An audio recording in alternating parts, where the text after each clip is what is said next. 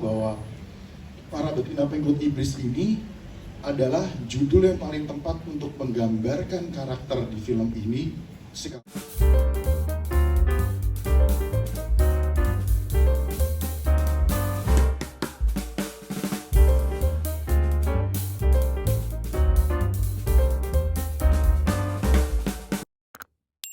Ini unik banget, akan tayang 16 Februari 2023. Nah Mas, ini syutingnya berapa lama Mas? Dan prosesnya sendiri seperti apa? Boleh duduk dulu Mas Rako.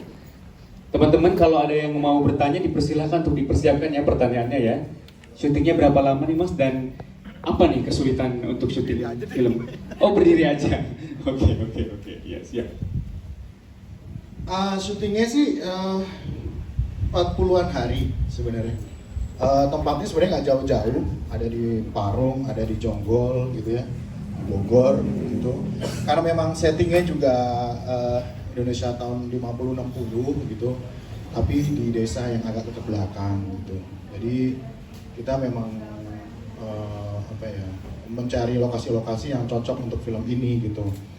Dan secara production design juga sebenarnya saya ingin menerangkan sedikit ya, jadi ini terjadi di sebuah tempat, di sebuah waktu, dan di sebuah budaya yang menurut saya tidak perlu di-underlinein gitu, karena di sini kita nyampur banget, ada budaya Jawa dari production design, ada Bali, ya, ada Jawa Barat, Jawa Tengah. Jadi filmnya Indonesia sekali ya Mas ya. Oke, teman-teman ada yang sudah punya pertanyaan? Ya, terima kasih. Jadi latar belakang ceritanya dulu Mas, berapa lama Putusan Medika dibuat dan kenapa dikaitkan dengan judul Iblis? Boleh dijawab Mas. Jujur sebenarnya inspirasinya datang ketika saya tuh waktu itu sakit sih gitu kan. Terus saya di rumah sakit itu saya nggak tahu ya, tapi seingat saya sih saya nggak dikasih obat penenang atau apapun gitu. Tapi saya kayak melihat sesuatu gitu. Kemudian saya kembalikan kepada agama gitu. Nah disinilah saya belajar gitu kan, karena di Al-Anas itu pastinya kan kita harus melindungi diri kita dari bisikan setan dan jin dan lain-lain gitu kan. Terus kalau kita ngomong masalah Al-Imran ayat 7 itu tentang kesabaran, tentang ketaatan, tentang kebenaran, tentang kita melakukan infak dan zakat, dan tentang kita sholat malam untuk mohon pengampunan gitu kan. Nah kalau Al-Humajah juga tentang kita suka mencela-cela orang, ada penyakit iri hati dalam diri kita yang nanti akan membuat kita disiksa di tiang neraka dan segala macam gitu. Nah sebenarnya dari situ sih inspirasi saya. Kalau membuatnya sih sebenarnya saya menyusun scene plot ini kira-kira 2-3 bulan sih seingat saya gitu ya. Ketika saya sakit di rumah sakit itu, terus kemudian ditulis oleh teman saya Anggoro Saronto gitu. Nah, kenapa di sini tadi udah ditanya sama Mas Kim, ya udah saya jelaskan gitu. Sebenarnya dalam hati kecil saya ini jawaban pribadi saya ya, saya tuh nggak tega menggunakan kata perempuan menjadi pengikut iblis gitu. Saya kok nggak tega gitu. Karena menurut saya perempuan itu harus kita hormati, harus kita sayangi, harus mempunyai rasa humanis yang tinggi, berakhlak baik gitu, yang nggak mungkin dipengaruhi oleh iblis lah gitu. Jadi kenapa betina tuh karena itu. Yang kedua mungkin dari sebuah karya seni itu tidak ada batasan menurut saya. Apapun bisa kita pakai sebagai idiom dalam seni. Sebagai contoh misalkan kalau kita membaca puisi ya, misalkan kayak misalkan contohnya kayak rinduku setandan banyaknya kepadamu. Nah, setandan ini kan untuk pisang gitu. Tapi sering kita pakai itu idiom-idiom yang lain. Kemudian bukan sekali ini aja yang saya perhatikan ya, film nasional berjudul Betina ya, udah ada beberapa gitu, nanti teman-teman bisa cek apa saja.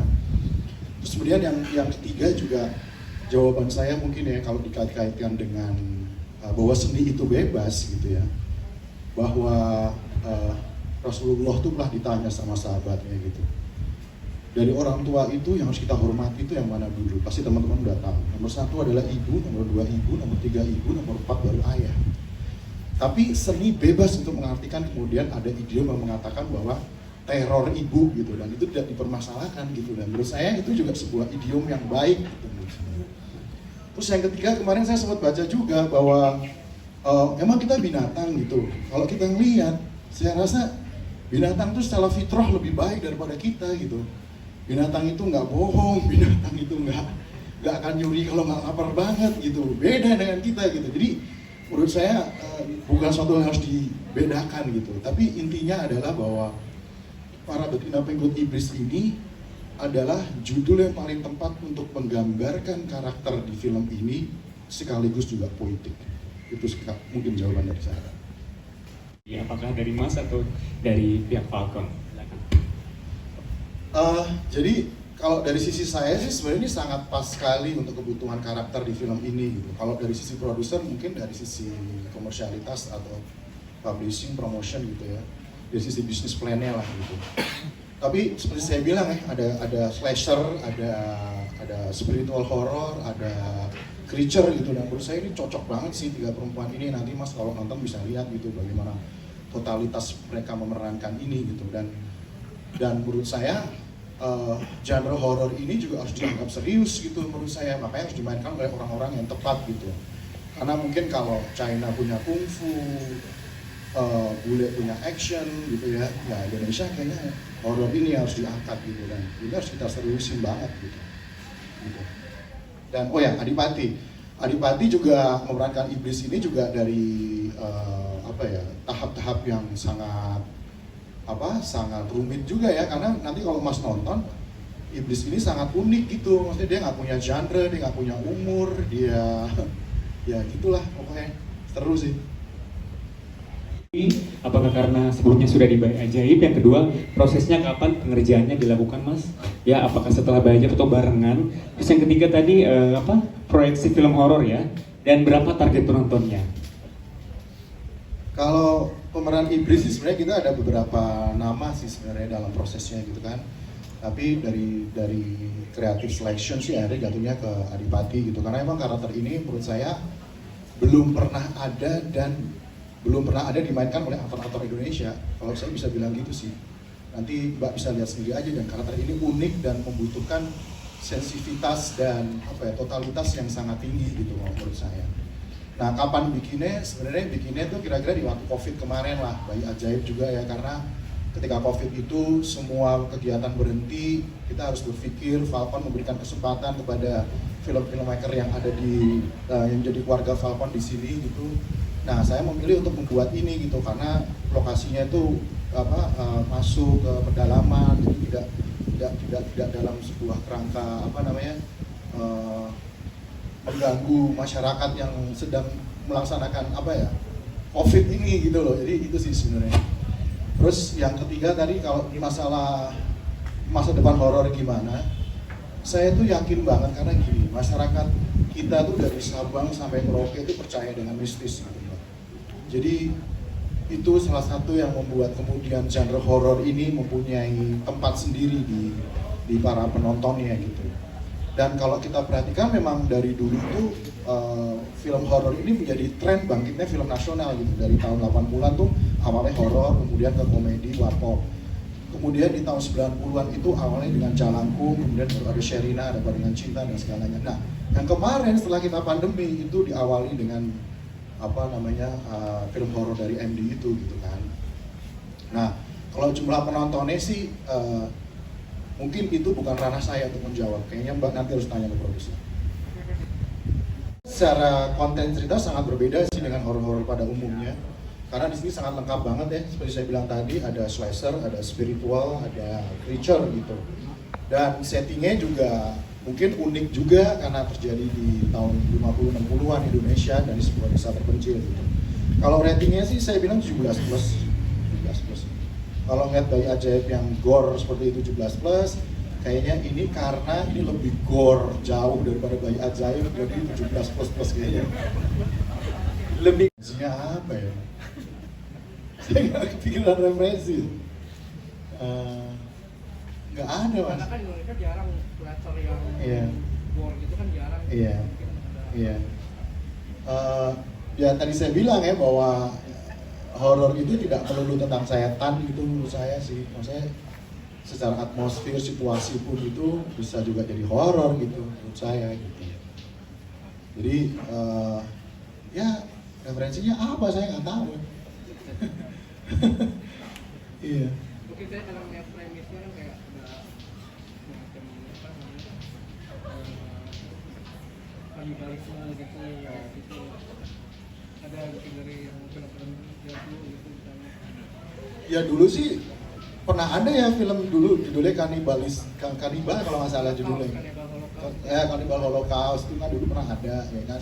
Terus kalau film creature kan juga banyak kayak Bram Stoker Dracula itu kan juga menjadi creature gitu kan, dan banyak banget lah contohnya gitu. Spiritual Hollow ya apalagi banyak banget gitu. Jadi karakter Adipati itu yang jadi iya, jadi sebenarnya karakter Adipati ini unik banget sih karena gimana ya, dari semua orang yang udah nonton tuh seneng banget sama karakter Adipati gitu, karena dan ini tantangan banget buat dia. Saya yakin nanti bisa digali dari Adipati gitu, bagaimana menjadi seorang iblis yang notabene nggak punya genre, nggak punya umur, kadang-kadang jadi anak kecil, kadang-kadang jadi perempuan, kadang-kadang jadi laki, kadang-kadang baik, kadang-kadang sangar, kadang-kadang dia hafal ayat Quran gitu kan.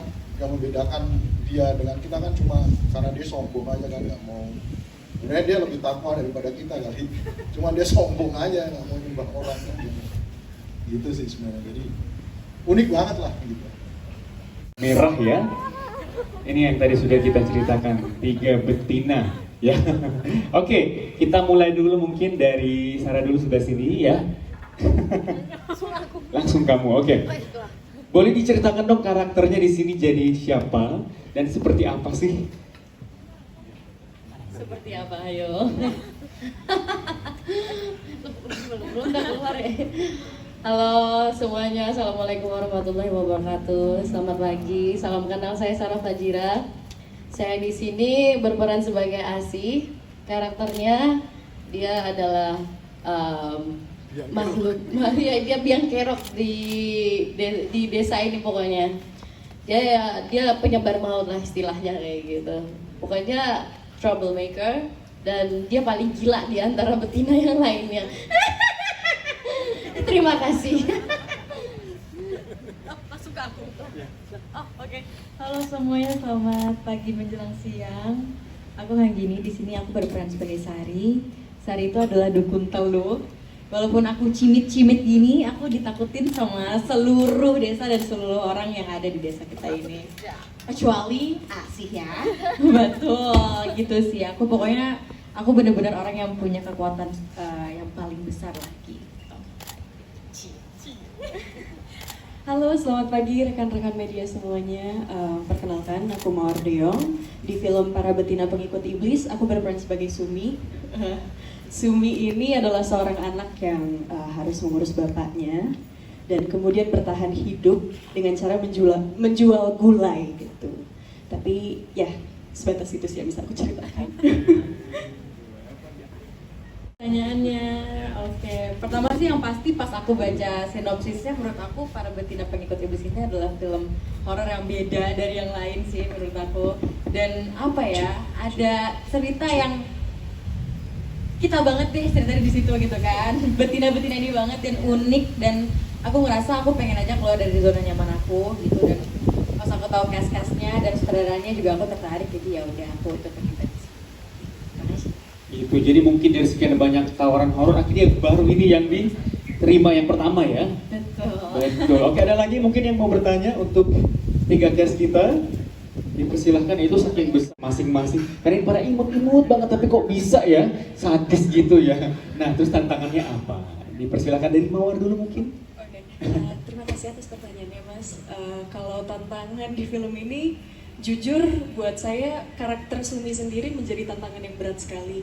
Terlebih ketika awal kita proses reading juga rasanya kayak aku bisa nggak ya kira-kira meranin karakter ini gitu.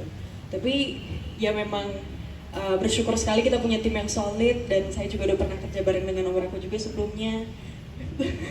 Terus dengan beberapa teman-teman yang ada di timnya juga, akhirnya gimana ya, saya mencoba buat, karena saya ngelihat kepercayaan dari tim ini buat saya, jadi saya mencoba untuk melakukan semaksimal mungkin di film ini.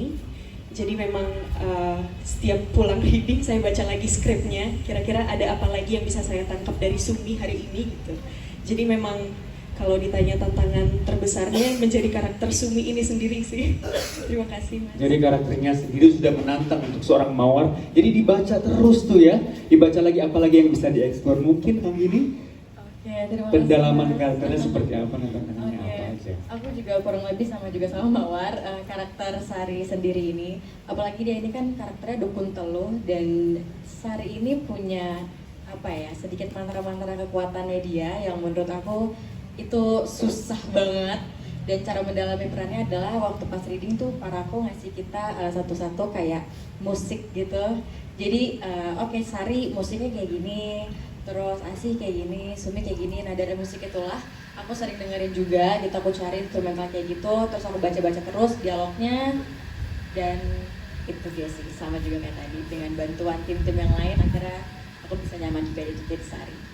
Oke, jadi dikasih musik buat moodnya tuh biar lebih kebangun gitu ya. Oke, kalau Sarah gimana? Kalau dari aku sebelumnya terima kasih, pertanyaannya sangat menarik. Yang pasti pertama kali adalah aku diskusi banyak sama Pak Rako, seperti apakah Asih ini karakternya gitu kurang lebihnya. Dan ternyata Asih ini memang apa ya, karakternya seperti yang aku mention, dia lebih gila daripada dua betina yang lainnya. Dia akan melakukan apa saja, menghalalkan segala cara, istilahnya seperti itu gitu. Dan tantangannya adalah Asih ini suka tertawa, suka banget tertawa. Ya tertawanya itu sih yang kayak kadang suka melekat di diri sendiri gitu. Ya aku emang orangnya suka tertawa kok, aku tuh ngerasain gitu loh, gimana ya. Mungkin karena suka tertawa jadi dikasih peran itu, akhirnya kebawa terus habis syuting ya. Mungkin. Dan memang karakternya Asih ini sangat-sangat apa ya, kalau aku bilang bukan gila lagi, lebih dari gila gitu. Jadi aku harus benar-benar mendalami, dan aku mencari referensi yang sama seperti Asih. Dan aku juga tanya sama Pak Rako, referensi untuk Asih ini dari mana kak gitu. Aku dikasih, aku masih ingat banget Pak Rako ngasih, pokoknya dari secara attitude-nya dia, cara dia berdiri, cara dia ngobrol sama orang itu, dia agak dangak gitu, sombong gitu, ala-ala kayak geisha di